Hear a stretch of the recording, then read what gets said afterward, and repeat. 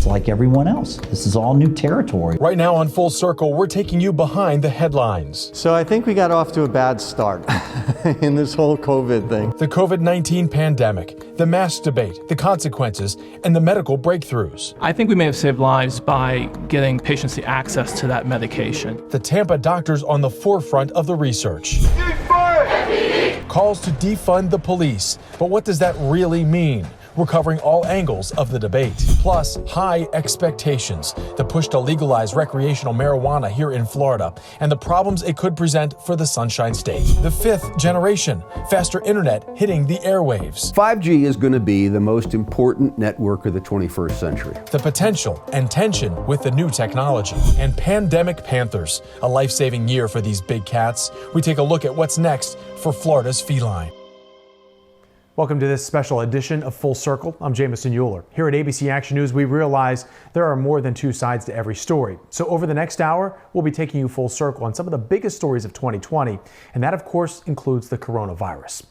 What we know about the illness is growing by the day. And we've learned doctors right here in the Bay Area are making major discoveries about how to stop the virus. ABC Action News reporter Lauren Rosella is diving deeper into the research that's taking place in our own backyard.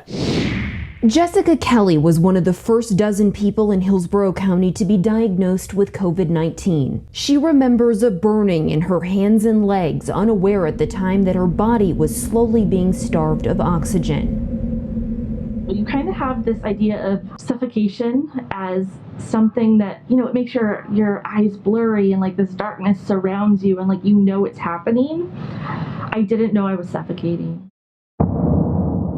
Confusing and angering and so frustrating because all of this is preventable.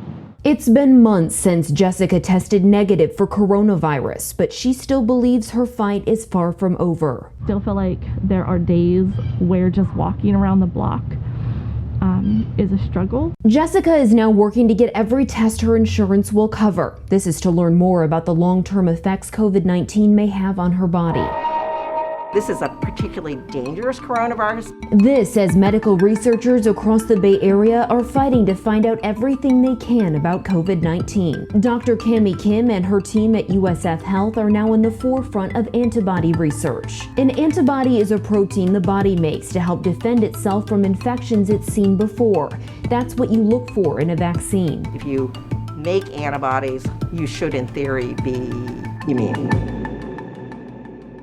Kim and her team, in partnership with Tampa General Hospital, are publishing their findings now. Their research showing most people who have had COVID-19 will make antibodies, but they've also discovered not all antibody tests are created equal. Those quick and easy lab tests that you do with a pinprick, they don't pick up everybody who had antibodies. And now USF researchers are taking the next step. They're working to find out which antibodies are the good antibodies, the ones that will actually stop you from getting COVID-19 again.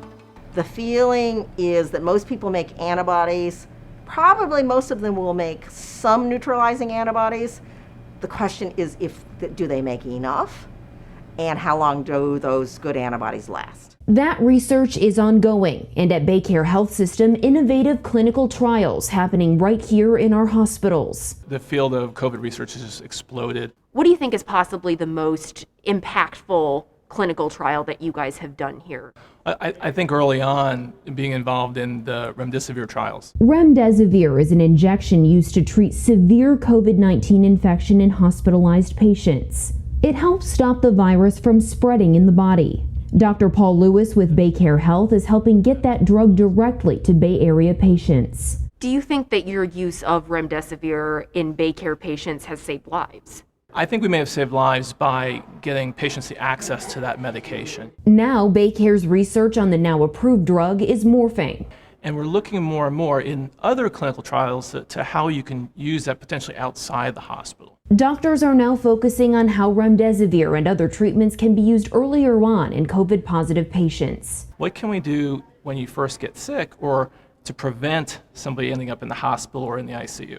Leading COVID-19 researchers say this is one of the many reasons why people who have had COVID-19 should take part in clinical trials. Time is of the essence here. The USF Office of Clinical Research says you'll get top-of-the-line medical monitoring throughout the trial. This as doctors test a particular drug. The purpose of these clinical trials is to determine, are these drugs safe? Are they effective? And researchers say you'll be assisting in finding the best treatments for COVID-19, helping people for years to come. The faster we can enroll patients in these trials, the faster we'll have the data to know if these drugs are effective or not. But in the meantime, thousands are still grappling with the devastating and deadly consequences of the virus. Jessica's family now grieving the loss of her two grandparents. They died side by side in the same hospital room from complications of COVID-19. She's urging everyone to do what they can to stop the spread. We've lost so many people. This is our prevention. In Tampa, Lauren Rosella, ABC Action News. The pandemic also pushed unemployed Floridians to seek assistance not only for rent and food, but for funerals. Our I-Team investigator Kylie McGivern found desperate families struggling to pay for cremations and Bay Area counties working to help cover the costs. Hillsborough County helped dozens of more families this year than during the same time last year. That put a strain on the county's assistance budget. Tell me what you've seen during this pandemic. How has the need changed during this time? Oh, it's the numbers have climbed immensely. We've probably had a 40% increase in the referrals to the county assistance program. According to Funeralocity, a website that compares funeral prices, the average cost of a cremation in Florida is about $1,700, and it's about $5,000 for a full-service burial. As the number of positive COVID-19 cases surges in Florida and across the country, there are still many people on the fence about the benefits of wearing a mask or face covering out in public. Doctors want people to know in straightforward terms that wearing a mask is one of the most selfless acts you can do to protect yourself and others in public. They say confusion and mixed messages when the virus first started continues to plague health officials today. So I think we got off to a bad start in this whole COVID thing. I preach wearing masks. I walk along Bayshore Boulevard there.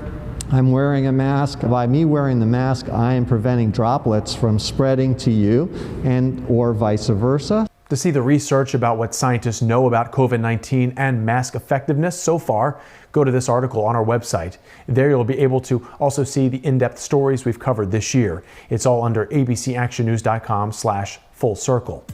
Still ahead on Full Circle in this special edition, it's in the eye in the sky, and it's both the Punisher and the Protector.